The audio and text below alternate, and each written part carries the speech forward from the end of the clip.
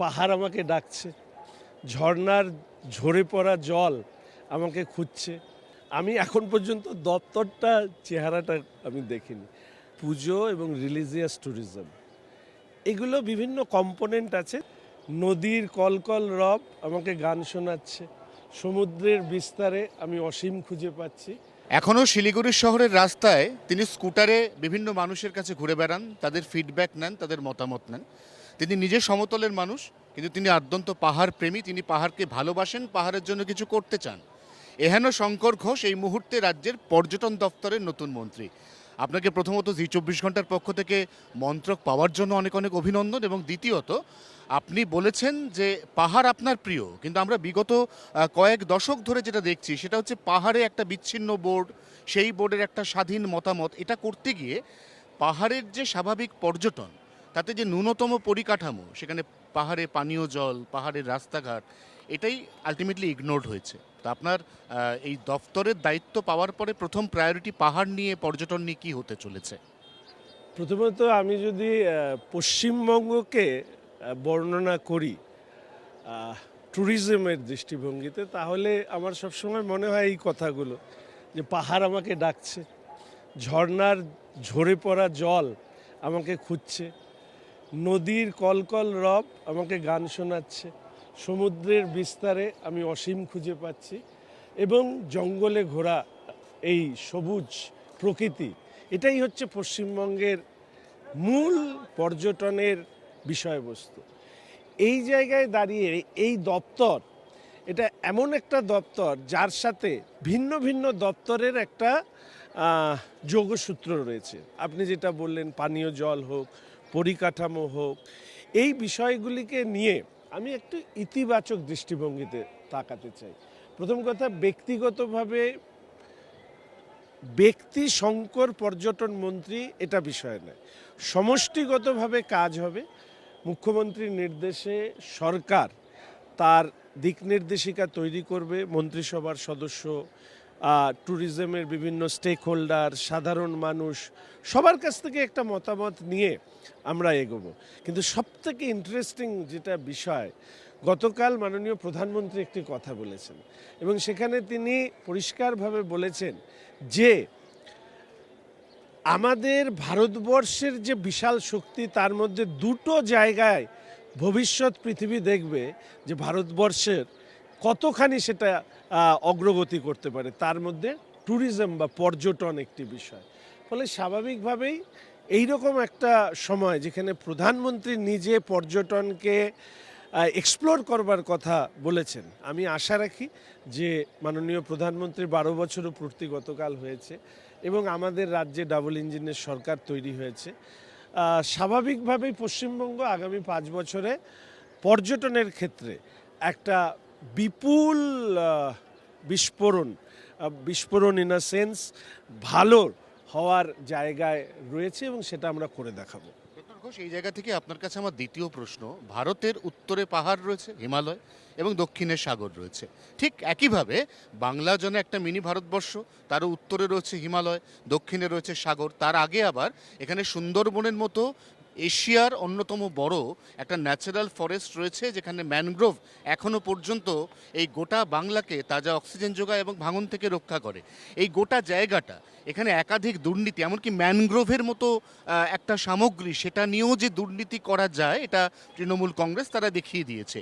এই জায়গা থেকে সুন্দরবনের যে মানুষ, প্রত্যন্ত অঞ্চলের, সেখানে পর্যটনের বিকাশ ঘটলে সেই মানুষগুলো তারা একই দিকে এমপ্লয়মেন্ট পাবে এবং তারা উপকৃত হবে। দেখুন, সুন্দরবনের ক্ষেত্রে এই ম্যানগ্রোভ লাগানোর ক্ষেত্রে যে আমি কিছু প্রশ্ন রেখেছিলাম বিধানসভাতে, যে কত ম্যানগ্রোভের চারা লাগানো হয়েছে, একটা ম্যানগ্রোভের চারার থেকে আরেকটা চারা লাগাতে কতটা ডিস্টেন্সের দরকার হয়, সেই ডিস্টেন্স অনুযায়ী ওখানে জায়গা আছে কিনা, কিন্তু সেই সময় এর কোনো সঠিক উত্তর আমরা পাইনি। তবে কি, এই প্রথম থেকে এই যে নেতিবাচক যে দিকগুলো আছে, সেগুলো প্রশাসনিকভাবে আমরা দেখব এবং নিশ্চিতভাবে সেগুলো দূর করবার চেষ্টা করব। এবার আমরা একটা ফ্রেশ এয়ার, ফ্রেশ অক্সিজেনের মধ্যে কাজ করতে চাই, যেখানে নেতিবাচক ভাবনাগুলোকে ফেলে সামনের দিকে তাকাতে চাই। দুর্নীতি ধরবার জন্য আমাদের সরকারের যে সিস্টেম আছে তারা কাজ করবে, কিন্তু এই যে সুন্দরবনে আমি নিজেও গিয়েছি, যেখানে বিভিন্ন ধরনের শুধু ইনফ্রাস্ট্রাকচারগত বিষয় নয়, এর সাথে বিভিন্ন সুরক্ষা দেওয়ার প্রশ্নে, বা এই যে আমি বলছি না বারবার রিলেটেড, এর সাথে ফরেস্ট ডিপার্টমেন্টের একটা বড় যোগাযোগ রয়েছে, এর সাথে আরও অন্যান্য দপ্তরের যোগাযোগ রয়েছে। ফলে ট্যুরিজমকে শুধুমাত্র আইসোলেটেড ডিপার্টমেন্ট হিসাবে দেখলে কঠিন হবে, বরঞ্চ ট্যুরিজমের সাথে আরও যে দপ্তরগুলো আছে তাদের সমন্বিত প্রয়াসের মধ্যে দিয়েই ট্যুরিজমের বিকাশ হওয়া সম্ভব। ট্যুরিজমের এককভাবে এটা কিন্তু করা সম্ভব নয়। আজকে যদি রাস্তা সঠিক না থাকে, আজকে যদি সেখানে ধরুন যোগাযোগ ব্যবস্থা আমরা উন্নত না করতে পারি, তাহলে তো আগামী দিনে সেখানে তো পর্যটন বা পর্যটকরা তারা পৌঁছবে না। আমি সারা পৃথিবীতে যে যে গন্তব্যগুলো পর্যটকদের প্রিয় সেগুলোকে নিয়েও স্টাডি নিশ্চিতভাবে করব, এবং করার পরে মাননীয় মুখ্যমন্ত্রীর সাথে কথা বলে তারপরে ধীরে ধীরে আমরা এগোবো। আমার শেষ প্রশ্ন, পুজোর সব মিলিয়ে কম বেশি আর 100 দিন প্লাস এটা বাকি। আমরা প্রত্যেকেই জানি যে এই দুর্গাপুজো, যেটা বাঙালির সব থেকে বড় মহোৎসব, সেখানে গোটা দেশ, তার বাকি অঙ্গরাজ্য, এমনকি গোটা বিশ্ব, সেখানকার নানা প্রান্ত থেকে পর্যটকরা আসেন। তারা যে শুধু ঠাকুর দেখতে আসেন বা পুজো দেখতে আসেন এমনটা নয়, তারা এখানে এসে এরপর গোটা রাজ্যের বিভিন্ন জায়গা, দর্শনীয় জায়গা, সেগুলো ঘুরে বেড়ান।